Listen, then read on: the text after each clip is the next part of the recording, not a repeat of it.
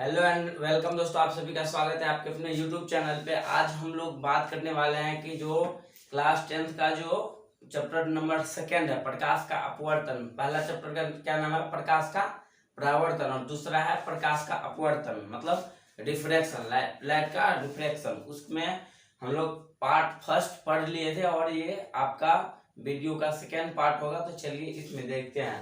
तो इसमें हम लोग उसमें आपका प्रकाश का अपवर्तन ये सब कुछ देख लिए थे, ठीक है।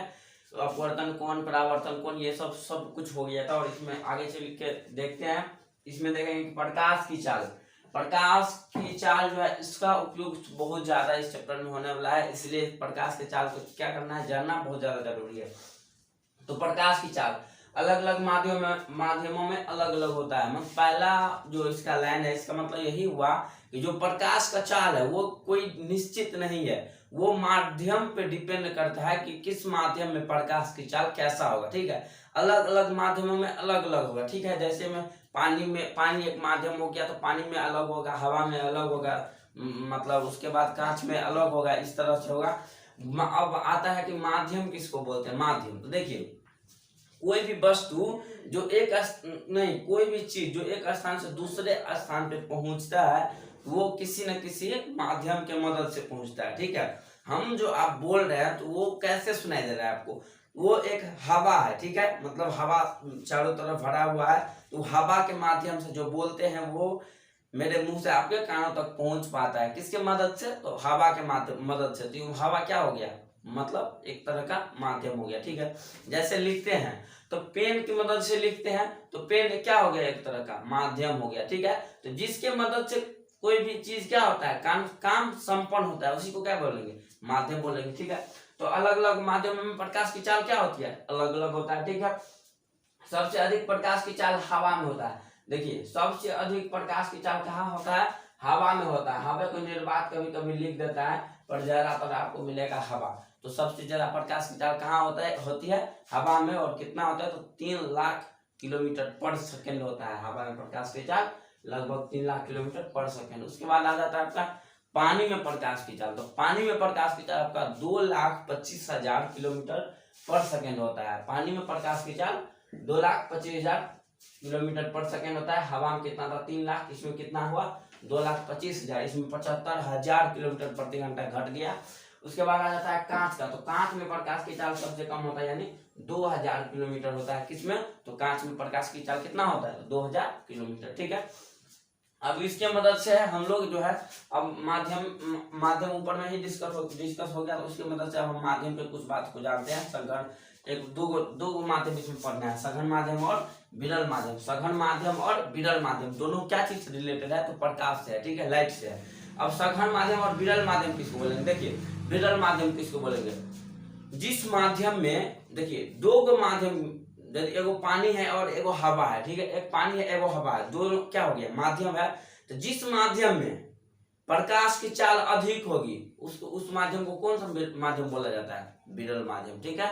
और जिस माध्यम में प्रकाश की चाल कम होती है उसे सघन माध्यम कहा जाता है। जैसे आपका देखिए, पानी और ये हवा, ठीक है। तो पानी और हवा में सघन और विरल माध्यम कौन होगा? तो पानी हवा में, हवा जो है आपको क्या हो जाएगा? विरल माध्यम हो जाएगा और पानी सघन माध्यम हो जाएगा। क्योंकि विरल माध्यम में क्या होती है? प्रकाश की चाल 3 लाख किलोमीटर पर सेकेंड होता है। और पानी में प्रकाश की चाल कितना होता है? 2,25,000 किलोमीटर। तो क्या हवा से कम है ना पानी में? तो जिसमें प्रकाश की चाल अधिक होगी वो कौन सा माध्यम कहलाएगा? विरल माध्यम।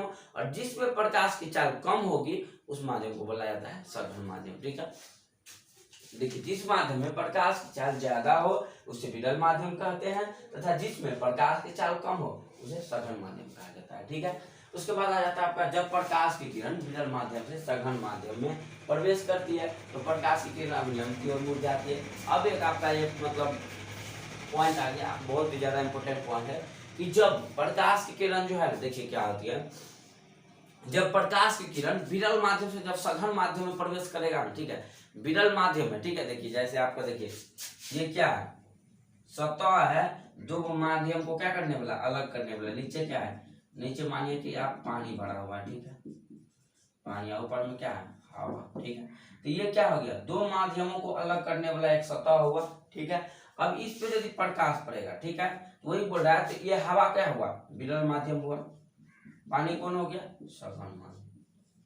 तो वही बोल रहा है कि जब विरल माध्यम से सघन माध्यम में प्रकाश की किरण प्रवेश करेगी तो प्रकाश की किरण जो है अभिलंब की तरफ मुड़ जाएगी। देखिए अभिलंब यहाँ पे खींचेंगे,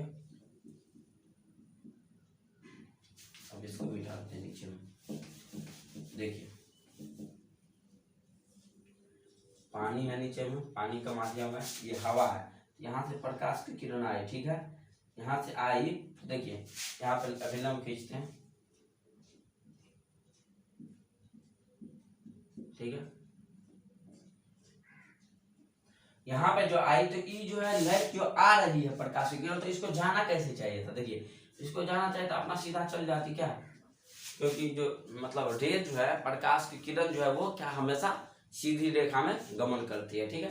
इसलिए इसको क्या, इसको पूरा क्या होना चाहिए, इसको जो है पूरा, देखिए पूरा पूरा इसको सीधे आ जाना चाहिए था, ठीक है, इसको पूरा सीधे आ जाना चाहिए था, लेकिन ऐसा नहीं होगा, ठीक है, ऐसा पूरा सीधे नहीं आएगा। ये जब विरल माध्यम से सघन माध्यम में आएगा तो ये प्रकाश की किरण जो है क्या होगा, यह है अभिलंब, तो अभिलंब की तरफ मुड़ जाएगा, इस तरह का आ जाएगा, ठीक है। तो जब प्रकाश की किरण विरल माध्यम से सघन माध्यम में आएगी तो प्रकाश की किरण अभिलंब की तरफ मुड़ जाएगी, ठीक है।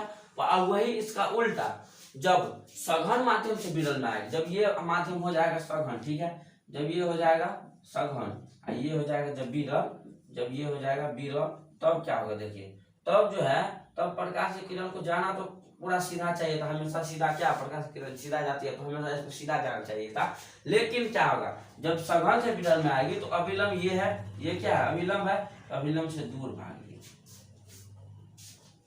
ठीक है। कि जब प्रकाश की किरण विरल माध्यम से सघन माध्यम में प्रवेश करती है तो वो अभिलंब की तरफ जाती है, ठीक है, और जब सघन माध्यम से विरल माध्यम में प्रवेश करती है तो अभिलंब से दूर भागती है, ठीक है। अब उसी पे रिलेटेड एक मतलब प्रॉब्लम टाइप से देखिए, जब कांच, ये जो है कांच में प्रकाश का वर्तन,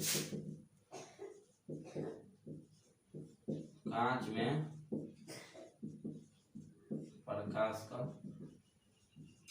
अपवर्तन, देखिए एक कांच है, ये बॉक्स जो है एक प्रकार का क्या है, कांच है, ठीक है, कांच, ये कांच में जब प्रकाश की किरण ऐसे आया तो ये क्या, इसको जाना चाहिए था पूरा सीधा, ऊपर में क्या है, चारों साइड कांच के चारों साइड क्या है, हवा भरा हुआ है, तो हवा और कांच में हवा क्या हो जाएगा, विरल माध्यम हो जाएगा, और ये कांच क्या हो जाएगा, सघन माध्यम हो जाएगा। तो जब प्रकाश की किरण विरल माध्यम से सघन माध्यम में आएगा तो किधर मुड़ेगा, अभिलंब की तरफ, तो वही हुआ, इसको जाना चाहिए था ऐसे पूरा सीधे, लेकिन क्या किया, ये अभिलंब की तरफ मुड़ गया, ठीक है, अभिलंब की तरफ मुड़ गया, यहाँ पे अभिलंब खींचे हैं, ठीक है, अभिलंब की तरफ मुड़ गया। ये जब आगे बढ़ेगा तो ठीक है, आगे बढ़ते जाएगा, फिर कांच से क्या होगा, बाहर निकलेगा, तो कांच है क्या, सघन, और फिर आगे किस में, विरल में, तो फिर किस में आएगा, सघन से आएगा विरल में, ठीक है, सघन से किस में आएगा, विरल में, तो सघन से विरल में जैसे ही जाता है तो क्या होता है, अभिलंब से दूर भागता है, अभिलंब से दूर भागता है जब सघन से विरल में जाता है। देखिए वही हुआ, प्रकाश की किरण आई तो इसको जाना चाहिए था क्या, ऐसे जाना चाहिए था पूरा, लेकिन ये क्या किया, ऐसे दूर भाग, ऐसे जो है ये आपका पूरा दूर भाग जाएगा, ठीक है। खाली अभी जो बताया कि सघन से विरल में जाएगा तो क्या होगा, और विरल से सघन में जाएगा तो क्या होगा, उसी का ये मतलब उसी पे आधारित सब कुछ है, ठीक है।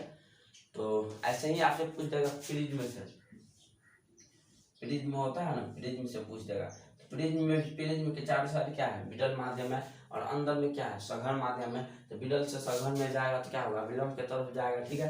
फिर जब इससे जब बाहर निकलेगा तो सघन है, तो सघन से जब विरल में जाएगा तो क्या होगा, विलंब दूर भागेगा। चलिए आगे देखते हैं।